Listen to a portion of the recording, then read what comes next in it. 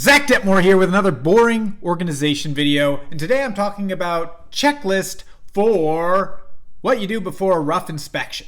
This isn't a renovation. So, one thing that's impossible with renovations is keeping the timeline in control. And we have a lot of inspections in New Jersey, about 7 on average for a gut renovation. So making sure we check things before certain milestones is a great way of making sure there are no screw-ups and additional days at the construction site. So let's take a look at this sheet I made, and as always, you can go get a free copy of this at detmore.com under the resources tab. All right, I'll scoot over. Yeah. All right. Okay. All right. So before rough inspection, do this stuff. Make sure all the wires and pipes are greater than 1.25 inches from the face of the stud, or protect with a metal nailing plate. Pretty simple. You'll fail for that. What else we got? Make sure the bathroom vents are connected. That's a nice thing. Make sure you have blocking.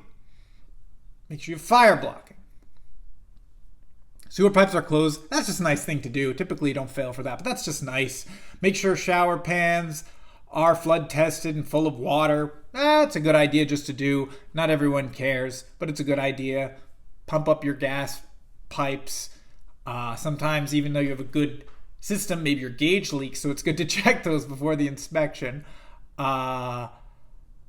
Everything else is pretty self-explanatory on this. I mean, you got to have a safe job site, keep the railings up, make sure you have the plans in an accessible place, make sure all the new plumbing's visible, so that's like a bathroom renovation. Sometimes you're tempted to throw down a sheet of plywood on the floor so you have something to walk on and work safely, and then the inspector yells at you for that and says, "Let me see that plumbing." Make sure, and then the other side is make sure that it's safe for people to walk. It's always a catch-22 in a lot of these renovations. They want it open so they can see, but then they also don't want to die when they're looking at it.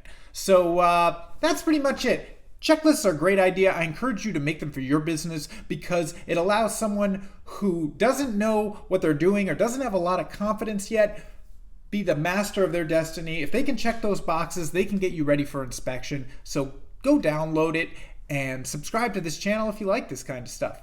Thanks so much for watching. See you on the next video.